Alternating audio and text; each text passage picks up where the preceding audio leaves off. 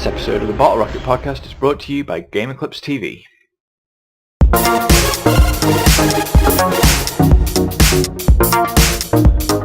You ready? Yeah, let's do this. Hi guys, and welcome to another episode of the Bottle Rocket podcast. It's just a two-man one this week with me, Chris. And me, Jake. So, it's been a few weeks now since E3, and the dust has settled from the battlefield. Now we've had a chance to sort of digest all the footage. Who do you think won the day, or the couple of days, as it were? It is a complicated question. It is a very complicated question. Because if you think about last year, Microsoft lost that one. I guess if you're gonna call it winning and losing, yeah. Like they came out with a new console announcement alongside the PlayStation 4, and by the end of the weekend, were already backtracking on proposals for it. Yes, quite famously so. Yeah, Sony basically just had to kind of appear and laugh at them, and they won. I loved the thing last year with the game swapping between your friends. Yeah, the video. that little video where Sony was like, "This is what you have to do to swap games on the PlayStation," and you just handed it over. Yeah, it's I don't know. It's all a bit. I mean, it's all just very commercialized. It's all very. It's difficult to kind of see how it's relevant in terms of to individual gamers in some ways, I guess, because it does just kind of seem like big corporations laughing at each other. Yeah, definitely. In some ways.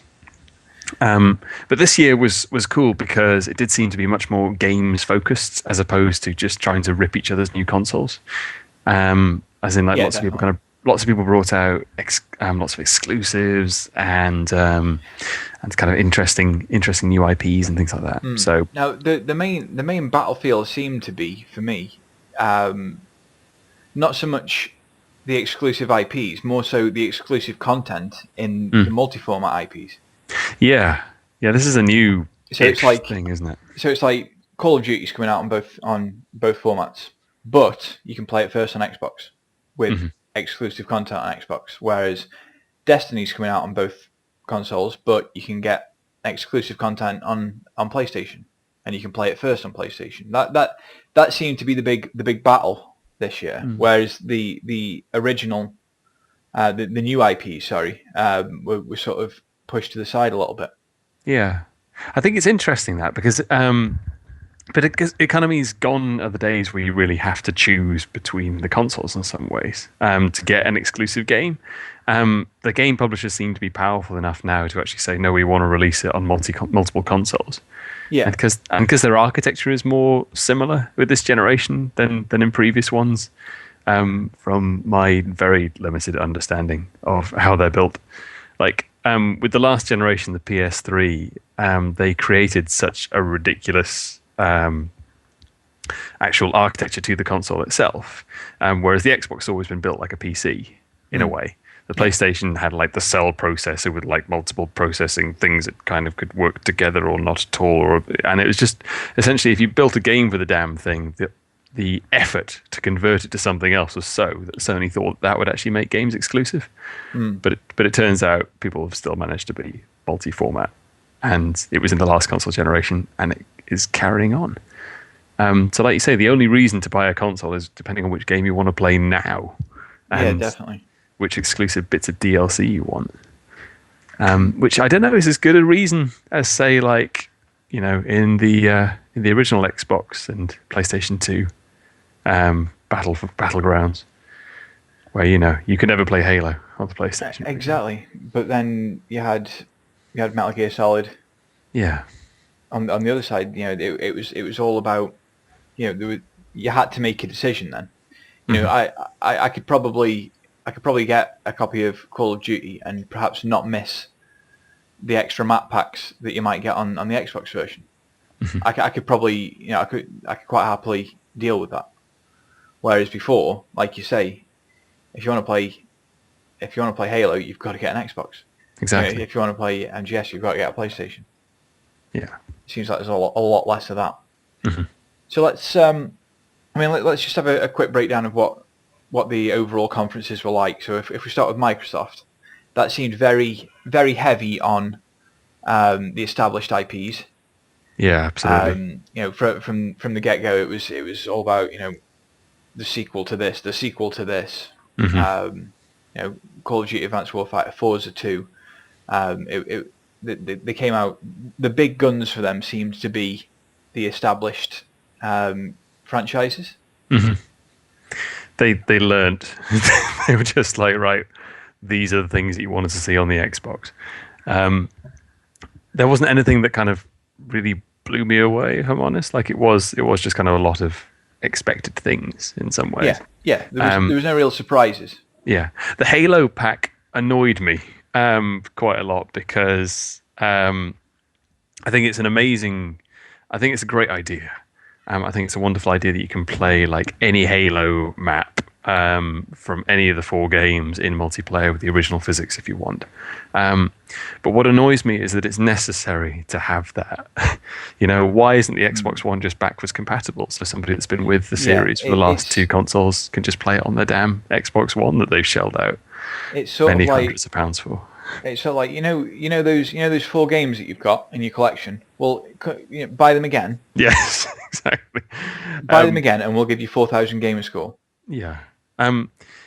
It'd be fine, I think, if gamers had the choice. Like, if you were brand new to the Halo series and you wanted to see what it was all about, and this was your first, this is a great way to enter into the series. Oh, God, brilliant.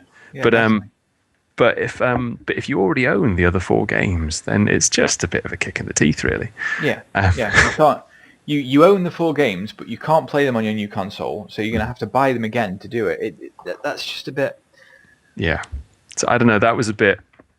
And it's I mean, of course they were always going to kind of run with it, weren't they? And put it as a big prominent thing in their conference, but it's still just, I don't know. The corporations that make these consoles seem to be increasingly out of touch with the people who are actually buying them in some ways. Like it didn't make me.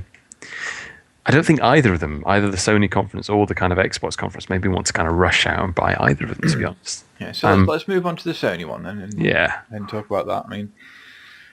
I mean, they seemed to open with they opened with Destiny, which wasn't long followed by the Order 1866.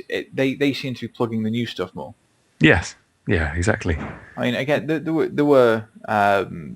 were sequels in there, but they seem to be on the back of the new stuff a lot more.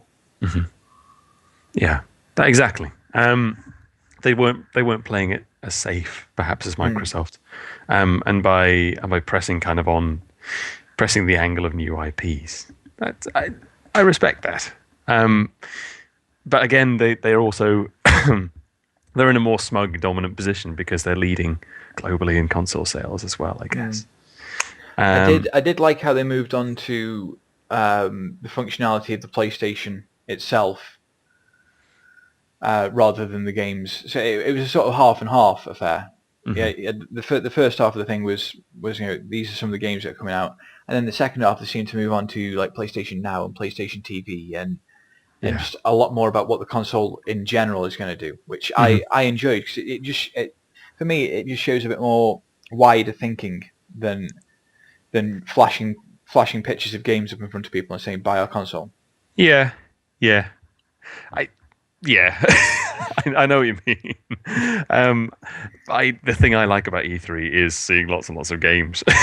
Yeah. And the whole Xbox One trying to be like the media center, and that they really, really pushed that angle last year and said like it's gonna be the one thing you need in your house to do all your things. And there's an argument that Microsoft is trying to turn the gaming generation into this group of people that watch sports on television and Skype their friends while doing it, using their Kinect camera. It's all well and good, but the thing costs damn much. And exactly. Your smart TV will do most of that stuff anyway. Exactly. So I was a little bit sad to kind of see Sony not exactly following suit, but kind of saying like, oh, there'll be other stuff as well. It's okay, but I just think it would be kind of really nice if they just focused on a machine that played games. I mean, call me old-fashioned, I guess. But I think, Well, yeah. If there's so many different devices that you can get that are multimedia hubs nowadays, why not just make your games console a really good games console? yeah, exactly. Why not just cut out all the crap and just make a really good games console? I don't care if you can watch TV in the corner of your screen while you're playing. I don't. Yeah. Who does that? Why do you want to watch telly? Apart from Aaron Paul on the Xbox advert, it's like, yo, Mr. White, yo, I can like watch TV, yo. It's my really poor impression of Aaron Paul. Yes. But who watches TV in the corner? Yeah, exactly. You watch TV on your phone while you're playing. Yes. so you can put it down. Yes. No, it's I don't know. They're trying a little bit too hard. I remember like my PlayStation 1 that it could play CDs, and that was kind of advertised on the box. I think I played one CD.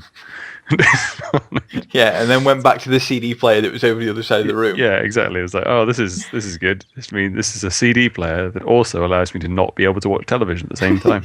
Yeah, I've got to use my television. The tiny little speaker on the front of my little CRT television. We don't want it. We want. Well, I don't know. I want a machine that just plays games, and for it to be cheaper. To be honest. Internet connectivity, fine. I think that in this day and age, it's needed with the way the gaming industry's growing and the ways in which it's expanding. Multiplayer gaming is becoming the new gaming. Yeah, exactly, and new digital distribution, things like that. You need a console that's plugged into the internet. Everything else can really go hang. You have to be honest. Yeah, definitely. Yeah. So, what about Nintendo? Well, there we go. Like moving swiftly on to a company that kind of focuses just on games. They didn't even show up, did they, at E3 this year? Or they didn't have a physical presence. No. It was a video conference. Yeah. And I think watching it sort of symbolized everything about Nintendo for me. It was fun. It was interesting. It was done in a slightly different way.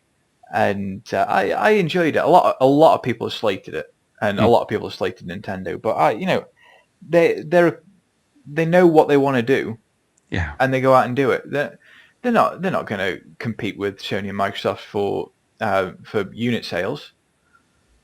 But they've got this idea of what they want to make, and they just go out and make it, and they make fun games. Mm-hmm. They have a core audience. They know who they're aiming those games at. And I don't know. It's a shame because I think Nintendo do have a console that is very much set on just playing games in an interesting new way. Yeah. The whole kind of screen within the screen thingamabob looks quite cool, to be honest. Though it's got interesting connotations of it means that gamers should just get out of the living room when other people want to watch telly and go play games on the screen. But that is nice in its way, and it's obviously kind of aimed at kids still. It's still a toy. For Nintendo. And this year they showed a lot of. Well, there weren't really very many surprises out of the kind of games they showed. They showed like no. That's the thing. They're very reliant on their past titles. How many times have we seen Mario come out? Exactly, and it's new Mario Kart, new Mario, Yoshi's World of Yarn or whatever it is.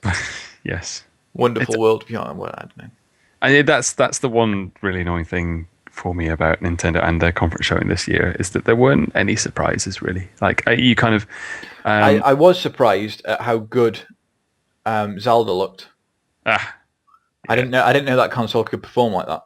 But I do really like the. I mean, Zelda's fantastic, a fantastic games franchise, and they've made some wonderful games. And that, I mean, I did really like the look of that, so I'll be keeping an eye on that definitely. Definitely, yeah. No, it's cool. And when we're talking about kind of exclusivity, I guess you do know that with Nintendo, you do have to own a freaking Nintendo Wii U if you want to actually play any of this stuff. Yes, that's another bit of a because nobody will ever get it ever. So Though I guess the rest of the world is caring less and less, which is a shame, really. Um, you know, like the Wii. Do you remember when the Wii came out and it just basically dominated console sales? Yes, yeah, it was just like this shock that this little machine just came out and just wiped the floor with everything else. Exactly.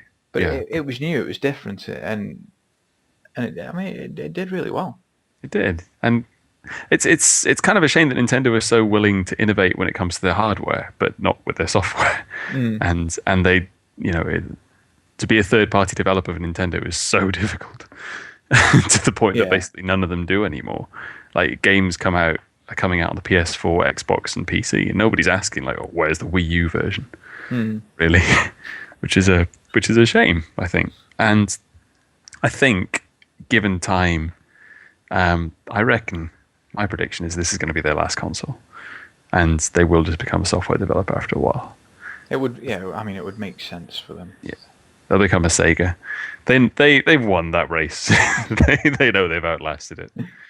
So if you had to pick a winner, I know it's probably not the right way to look at the developers, but if you had to pick a winner out of the three, what would you say? Ooh, I think maybe if you think about how many sort of console sales would come out of it, or like how excited kind of people are going to get from it, it's kind of close one. I'd have to go PlayStation just because I like the new IPs they showed off. But See, again, that's for me as well. I mean, if anybody else has got any opinions on this, feel free to drop a comment in the box below, because it'd be really interesting to see what a lot of people think about this. yeah, definitely. But to be honest, kind of with the way that the gaming industry is structured these days, I don't think there is kind of an individual console that wins. You can buy either. So let me ask you this then: Do you think it's important now to be as militant about the game developer that you follow? Is it, is it important to have this line of, on that side is Sony fans, on that side is Microsoft fans, and over there in the corners that's the Nintendo voice? Is that important anymore, do you think? I don't think it is. After the great console war. The great console war of odd six. I don't think it is anymore. Because games are coming out on whatever console you happen to buy, or on the PC, if you want to play it at a decent frame rate and a nice resolution. Then was that a little window into your gaming habits there? High definition. What? We've had UHD for a freaking decade.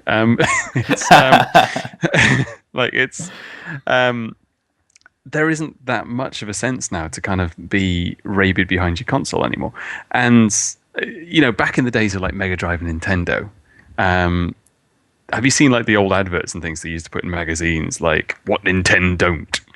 Yeah. Oh yeah. It was vicious attacks on each other. It was, and there was so many exclusive IPs there. There were games that you just could not play on the other console. It was quite rare for games to be released across more than one console. Yeah, I mean, I struggle to think of any. I don't, off the top of my head, I can't think of any games that bridged the gap that went over both consoles. Yeah, and you move to now, and basically the vast majority of AAAs will come out on both. There might be like a 4 or 5 month delay between them, but I would say 90% of AAAs across console now. Yeah, you only get the very rare few. Exactly. So it's kind of almost increasingly sad that console manufacturers like the Corps attempt to kind of inspire this sort of rivalry. Like getting PS4 owners and Xbox One owners to hate on each other when. But in actual fact, we just all like games, and especially because, as you say, because online gaming and playing multiplayer online is the way that most people kind of play games these days. Apparently. So what if you can play looking forward? Obviously, that war is sort of dying down. What if in the future we could see a joint effort in a console? As in, like Sony and Microsoft just kind of doing one together. Rather than having two separate consoles that pretty much do exactly the same stuff. What do you think it could be ever foreseeable that they could join forces in a console development? I kind of hope they don't figure that out, because it would make a lot more financial sense probably to both of them to just kind of pool resources and make one console and charge whatever the fuck they Soft. like. Yes, because then they could charge Station. the X. I quite like the X Station, because they could just charge. They could just charge whatever they like for it, though. Yes, yeah, that. This is the thing. That's the danger of it, yeah. Yeah, whereas the only reason why the consoles kind of decrease in price is because they both are trying to undersell each other and undercut. That's the word. So I kind of hope there will still be competition. So maybe the whole point of a console war is we as the consumers have to convince them it's still relevant. Yeah, I think personally, I think that would be the only way that the consoles could ever overcome the PC for gaming. Or if they just formed one together. They'd have to, because I think PC gaming is still... a lot of people will disagree, but I think it's the best way to game. Yes, I think many people will disagree. Come on, bring it on. Tell me I'm wrong. Please. Yeah, it's fine. Old and set in my ways, and I like my PC. Give me a mouse and a keyboard instead of 2 analog sticks that I can't control because my thumbs are fat. And the other thing is, like, I can turn my PC into any of your consoles. This is the thing. Like, I can download drivers and make my PlayStation controller work with it. I've got an Xbox controller that's USB. I can find emulators. I can find anything. And eventually, all of your IPs will come onto my PC. Eventually. Okay, I tell you what I'll do is I'll put a subject in the forum, and if you've got an opinion on this, PC gaming being better than console gaming, or vice versa, then drop by. I'll put the link in below the video, and you can come over and tell us what you think. Sounds like a plan. Tell us we're wrong, please. I don't think they will. Well, you never know. That just means you've got no balls. That means you can't back their arguments up. Come on, bring it on. Are you? I'm inciting a hate wave. I wouldn't challenge the internet, Chris. No, I think that's a dreadful idea. Many have tried and many have died. Many have fallen by the wayside. Oh dear. So yeah, I think that about wraps it up for this week. Yeah, short and sweet. Short and sweet. That's what my girlfriend calls me. And on that bombshell, I'm gonna have to stop using that. That's Top Gear. What, on that bombshell? Yes. Exactly. On that note, thanks for listening. I've been Chris. I've been Jake. And we'll catch you next time. See you soon.